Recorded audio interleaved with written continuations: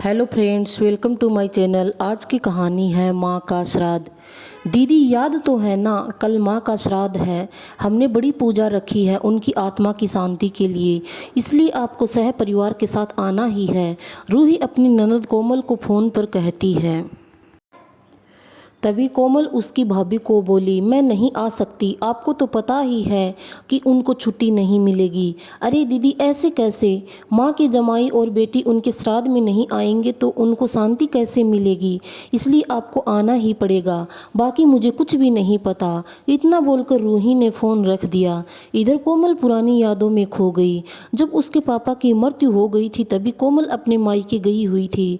कोमल को माँ बोली, बेटा तुम्हारे पापा मुझे छोड़कर अकेले ही चले गए, पता नहीं अब किसके आधार पर छोड़कर गए।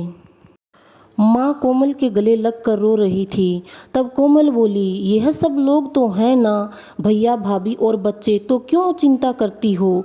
कोमल कई दिनों तक अपनी माँ के पास रहकर आई थी, लेकिन हमेशा ज़्यादातर फ़ोन पर बोलना होता था, कभी कॉल पर तो कभी वीडियो कॉल पर बोलना होता था। बेटा क्या बनाया तूने, एक दिन माँ ने वीडियो कॉल पर पूछा। माँ आलू की सब्जी और रोटी बनाई है, कोमल ने जवाब दिया। माँ बोली, अरे वाह। सब्जी का नाम सुनते ही माँ की आंखों में एक अलग ही चमक देखने को मिली, जो कोमल को दिखी। तभी कोमल माँ को बोली, माँ तुम्हें खाने का मन हो रहा होगा तो भाभी को बोलो बना कर दे।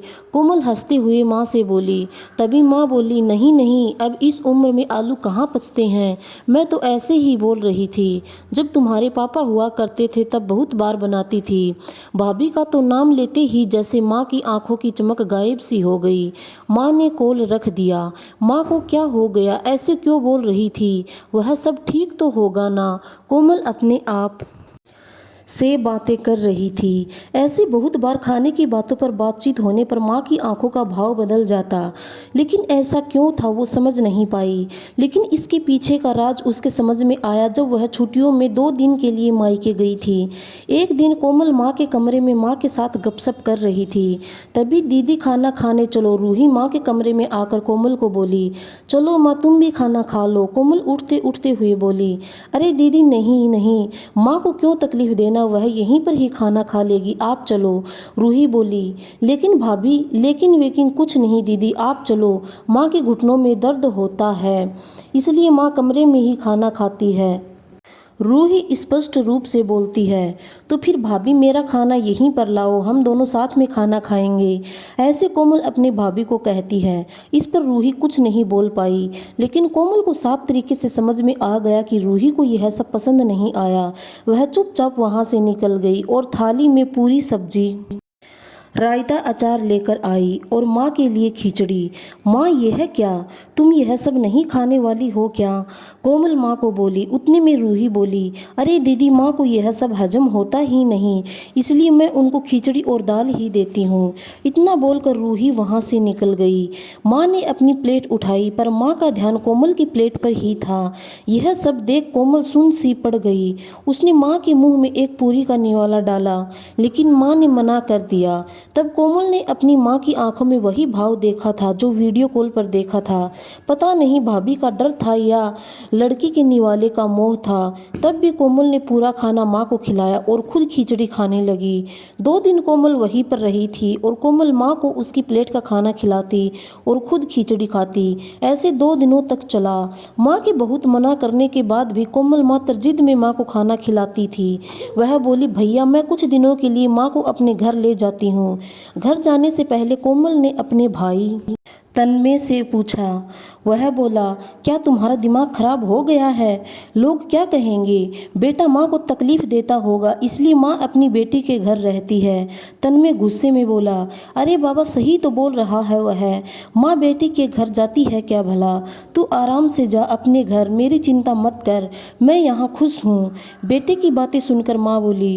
कोमल ने बहुत जिद की लेकिन माँ बेबस थी। कोमल उदास मन से अपने घर वापस आई।